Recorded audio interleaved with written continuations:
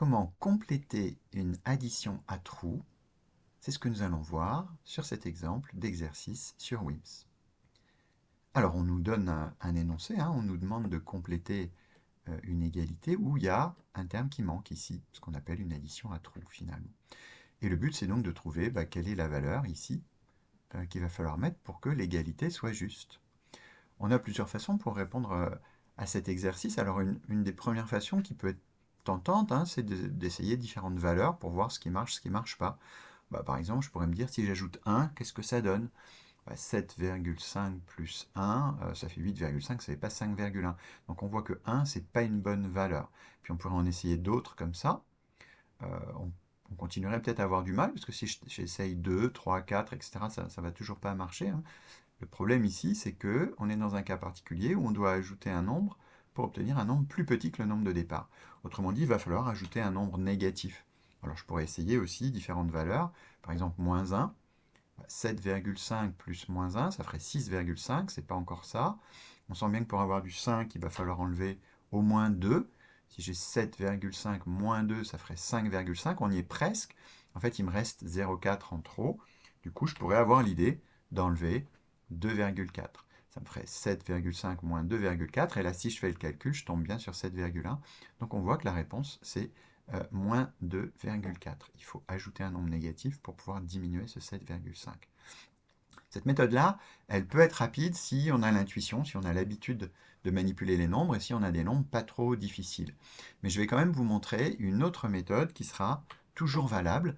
Et l'autre méthode qui fonctionne toujours, qui des fois peut être plus rapide, c'est de passer par une équation. Alors pour ça, je vais aller sur mon brouillon. Et si je me place ici, je vais réécrire, j'aurais dû l'écrire de côté, 7,5 plus quelque chose égale 5,1.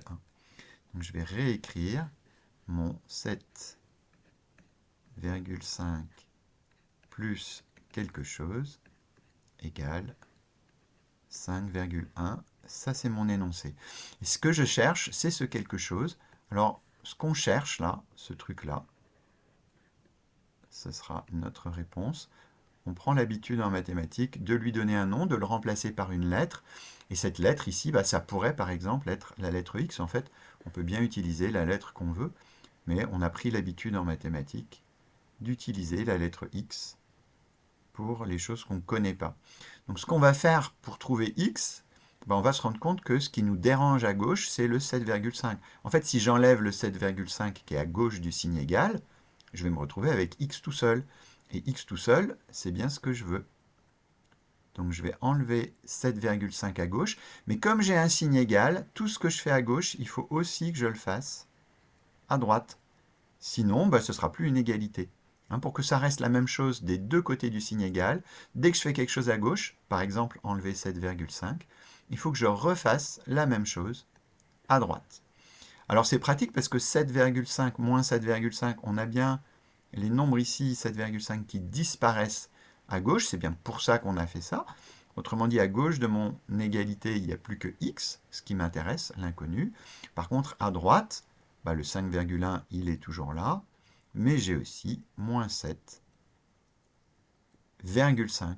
Et là, je vais pouvoir faire ce calcul. Alors ce calcul, soit je le fais à la calculatrice, mais ce n'est pas complètement impossible de le faire de tête.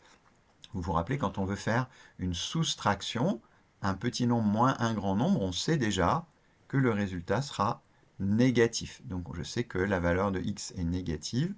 Et c'est là où ce n'est pas facile de le trouver de tête sans résoudre l'équation, parce qu'on ne pense pas toujours à chercher les nombres négatifs. Comment faire pour trouver ici ce qui manque? On peut le faire de tête. Des fois, c'est un petit peu compliqué de faire les soustractions de tête, surtout quand on soustrait un nombre un grand nombre à un petit nombre.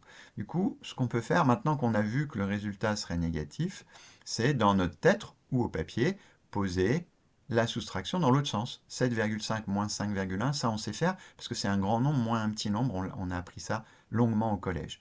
Il suffit de faire 5 moins 1 qui vaut 4, 7 moins 5 qui vaut 2, et donc je sais maintenant que mon résultat ici, c'est moins, parce que j'ai enlevé un grand nombre à un petit nombre, 2,4. Je peux vérifier, c'est toujours utile de vérifier.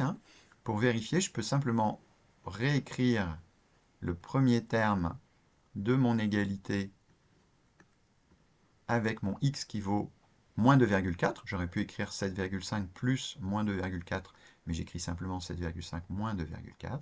Et si je fais le calcul, je tombe bien sur 5,1, ce qui me permet de vérifier que j'ai trouvé la bonne solution. Alors avec WIMS, ce qui est pratique, c'est qu'on va pouvoir le vérifier ici. Si je donne mon résultat et que j'envoie ma réponse, eh bien WIMS va me dire que c'est bon, hein, il le met en vert, il me dit que c'est une bonne réponse.